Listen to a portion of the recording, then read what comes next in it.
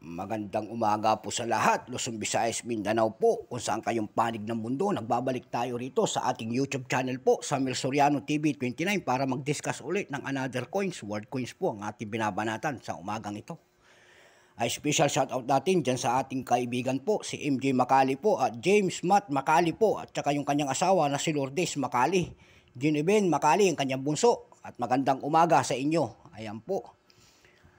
Kung gusto niyo pang maganito mga topic po, ayan po, maraming salamat po pala doon sa ating mga subscriber dito sa aking YouTube channel. Ako'y lubos na nagpapasalamat po.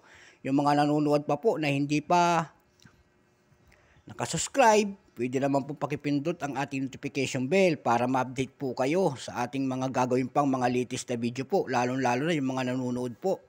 Subscribe and share po, ayan, para mahaba pa ang ating pag-uusapan. Ang pag-uusapan po natin ngayong umaga po ay world coins. Ayan po. Ayan po ang ating world coins. Ayan, ang haba ng ilong. Ayan po, Mexico po. Bago tayo magsimula sa ating talakayan, tignan muna natin ang kanyang pagkakakilanlan. Issue Mexico, King Charlie Port, Carlos Port, 1788 hanggang 1808. Type po, Standard Circulation Coins, years 1791 hanggang 1808 po. Currency, Real, 1535 hanggang 1897. Composition po, silver. Bigat pong 27.7 grams. Haba po, 31 mm. Shape, syempre round. Orientation, medal alignment po. Demonetized na po. Yes, demonetized na. Number N-18852. Reference number KM-109. Ayan po. 1807 po. Ayan.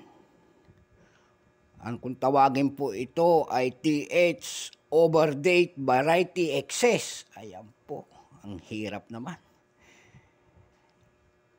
Mayroon po itong presyo na. Ayan po, wala po itong percent na nakadidak sa ating numista po. Wala po siyang percent, wala siyang mintage. Ayan po.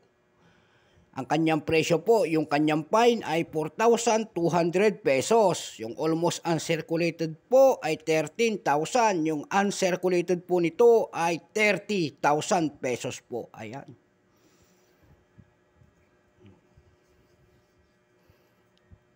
Kaya dumako kaagad tayo doon sa ating numista.com po. Ayan. Para magtingin ng kanyang mga presyo at nakakita naman tayo doon ng kanyang presyo na $119.99. Mayroon naman $699.